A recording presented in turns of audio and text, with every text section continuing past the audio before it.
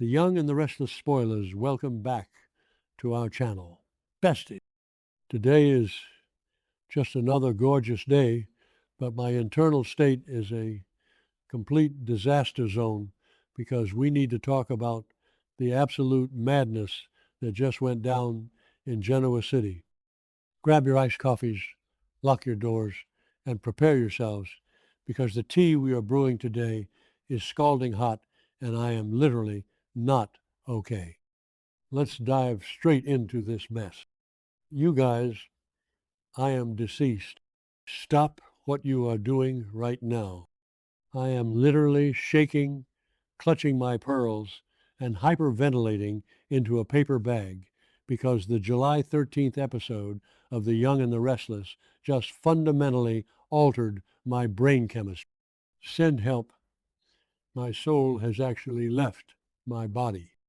I was mid skincare and smeared charcoal mask all over the rug because I literally had to yeet my phone across the room when this scene dropped.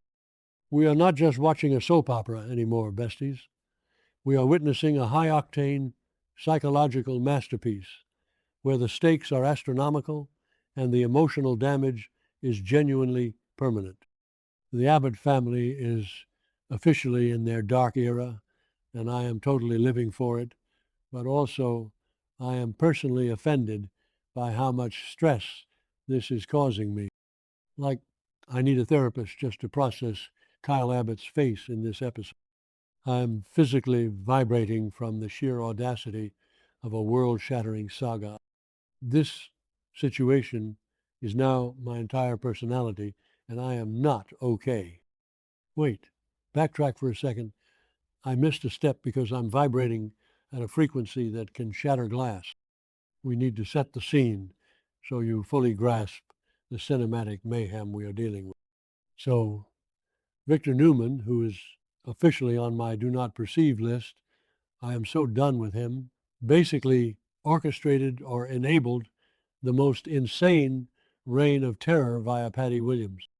Patty, the literal menace to society, went on a rampage that left Jack Abbott fighting for his life after being stabbed. And Diane Jenkins Abbott, she was trapped in a literal barred room by that creepy, corrupt Markham, being gaslit into thinking she lost her mind. Hold on, I should have mentioned this earlier, but Patty also kidnapped Abby and Dominic to torture Ashley. The trauma is layered, besties. It is a multi-generational lasagna of pain. Tracy Abbott literally had to drag Patty by the hair just to get answers, which is honestly so unhinged and iconic. But I digress. And Victor just sat back and let the Abbott family get absolutely decimated, which is honestly so unhinged, even for him. Enter Kyle Abbott. Bestie, be for real right now. Kyle has always been a little bit of a wild card, but the energy he was giving in this episode, it's giving major, I cannot even energy mixed with John Wick levels of vengeance. Kyle is looking at the absolute wreckage of his family, his dad in a hospital bed, his mom traumatized, his Aunt Ashley losing her grip on reality, and he has decided that peace was never an option. He is feral. He is rabid. He is looking at Victor Newman and saying, "You will pay." And I am straight up screaming at my screen like, "Do it, Kyle! Burn it down!" But also, I am terrified for him because going up against the mustache is basically signing your own death warrant. The absolute cinematic mayhem of Kyle just standing there plotting the downfall of a billionaire titan is giving me life, but it is also giving me severe anxiety. Let's dissect the tea with absolute cinematic mayhem, narrating the chaos like a high-octane psychological masterpiece where the stakes are astronomical. Kyle's vow for revenge isn't just a temper tantrum. This isn't him being a brat who didn't get his way at Jabbo. This is a fundamental shift in his psychology. After watching Diane fight for her life and almost losing Jack, Kyle's desire for revenge is no longer just an emotional reaction. It has evolved into a sacred, blood-soaked duty. He genuinely believes that the only way to protect the people he loves is to completely annihilate the threat. He is carrying the weight of the entire Abbott legacy on his perfectly tailored shoulders, and it is crushing him. The raw intensity in his eyes give the man an Emmy right now. I am literally unwell just thinking about how tightly his jaw was clenched. Did I say that yet? Ugh, my brain is mush. Moving on. And then, oh my God, wait, I'm glitching. Okay, back to the main event. Billy Abbott enters the chat. Billy Abbott, the king of bad decisions, the mayor of Messytown, the man who has literally blown up his own life more times than I can. Billy looks at Kyle, and for the first time in his life, Billy is the voice of reason. I was genuinely so stunned I forgot to breathe. Billy sees the absolute inferno of rage burning inside his nephew, and instead of handing him a match, he tries to hand him a fire extinguisher. The absolute irony of Billy Abbott telling someone else not to seek revenge. It's poetic cinema. It's Shakespearean.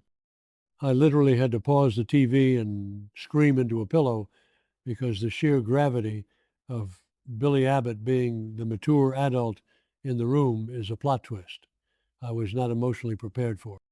Billy listens to Kyle's unhinged revenge manifesto without a single ounce of judgment. Why? Because Billy is Kyle. Billy looks into Kyle's eyes and sees the exact same all-consuming, toxic, world-ending obsession that has ruined his own life for decades. Billy knows exactly what Victor has done to their family. He acknowledges the decades of trauma, the betrayals, the manipulation. He straight up admits that there was a time like 5 minutes ago in soap years where he would have accepted Kyle's offer to team up and destroy Victor without a second thought. But Billy is growing, evolving. Who is this man, and what has he done with the real Billy Abbott? I am genuinely spiraling over this character development. It is straight up beautiful, but also deeply unnerving. And don't even get me started on the vibes in that room. The lighting was so moody, catching the shadows on Billy's face, highlighting the exhaustion in his eyes. Did anyone else notice the weird background noise? Like a low hum of an air conditioner or a ticking clock that just made the silence between them feel so incredibly heavy. It was giving major indie film aesthetics, and I was totally living for it. Anyway, snapping back to the main tee, Billy tells Kyle that revenge comes with a price, a massive, soul-crushing price. Billy has lost so much to his own vendettas. He lost Delia, he lost relationships, he lost pieces of his own sanity to his gambling and his dark spirals. He knows that chasing Victor Newman is like chasing a tornado. You're just going to get ripped to shreds and leave everyone you love mourning your destruction. This conversation was just my heart. Billy tells Kyle that he sees Jack in him. He praises Kyle's strength, his fierce loyalty, his ability to step up and anchor the family during this apocalyptic crisis. Jack is the noble patriarch, the man who ultimately believes that protecting your loved ones and taking the high road is the true measure of a man. Jack has survived Victor's worst attacks by holding on to his humanity. But in the exact same breath, Billy admits the terrifying truth. He also sees himself in Kyle. He sees the chaotic, destructive, burn it all to the ground energy that defines the Billy Abbott experience. Kyle is literally standing at a genetic and spiritual crossroads. He is the perfect hybrid of Jack's nobility and Billy's darkness. These two observations aren't contradictory at all. They are the exact definition of Kyle's internal war. Jack believes that family is more important than vengeance. Billy knows that vengeance will eventually cost you your family. But Kyle is currently operating under the delusion that vengeance is how you protect your family. He thinks he can wield the dark arts of Billy Abbott without losing the moral high ground of Jack Abbott. Bestie, I am calling it right now. The villain arc is about to go nuclear. You cannot play in the mud with Victor Newman and expect to come out clean. Kyle is basically walking into a wood chipper and calling it a spa day. I'm literally hyperventilating right now just thinking about the absolute mess he is about to make. And then Billy does the most shocking thing of all. He refuses to participate in Kyle's crusade. He straight up says no. He explains that his priorities have shifted because he is expecting a baby. Wait, let's pause and send massive tear-streaked thoughts and prayers to Sally Spectra, because we know from the timeline that she is currently going through absolute hell with that car crash and tragic miscarriage. But Billy doesn't know the full devastating extent of it yet. While he's having this hopeful conversation, I am literally crying again just thinking. The dramatic irony is physically hurting me. Billy's refusal isn't him abandoning Kyle. It's a desperate, heartbreaking attempt to stop his nephew from making the exact same mistakes that ruined his own life. He is trying to break the generational curse of the Abbott men. He wants Kyle to choose life, not war. Meanwhile, flashback to the absolute mess at the Abbott mansion. The women of the family are gathered together, desperately trying to hold the pieces of their shattered lives. Jack's recovery has reminded everyone of what is truly important. Tracy, the absolute saint of Genoa City, along with the rest of the Abbott women, spend the day reflecting on the legacy of John Abbott, the great John Abbott, the man who built this empire on integrity, love, and honor.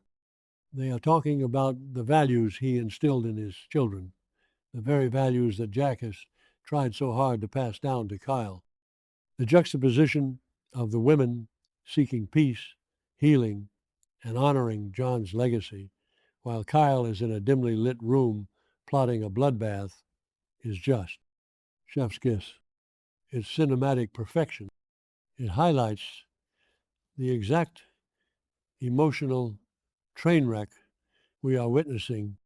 Kyle is now the sole heir to this massive, complicated legacy.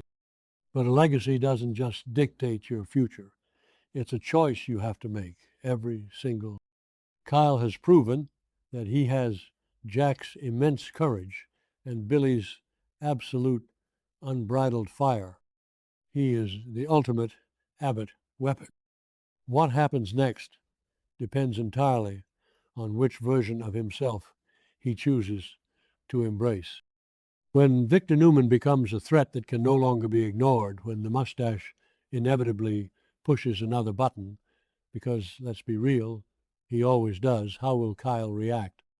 Will he channel his father and find a way to protect his family without losing his soul? Or will he channel his uncle, light the match, and watch Genoa City burn to ash? I am genuinely terrified.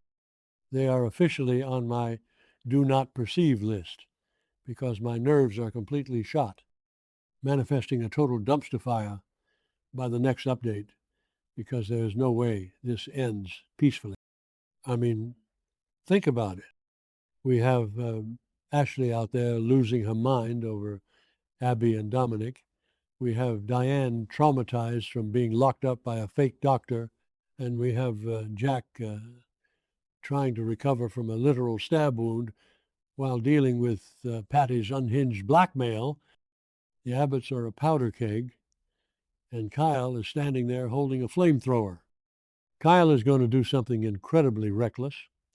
Victor's going to retaliate with the force of 1,000 suns, and the entire Abbott family is going to be caught in the crossfire.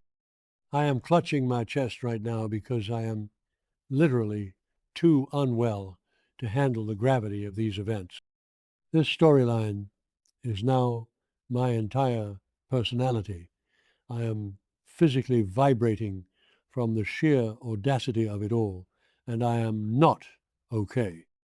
Every single time I close my eyes, I just see Kyle's furious face and Billy's tragic, knowing eyes. It is haunting me.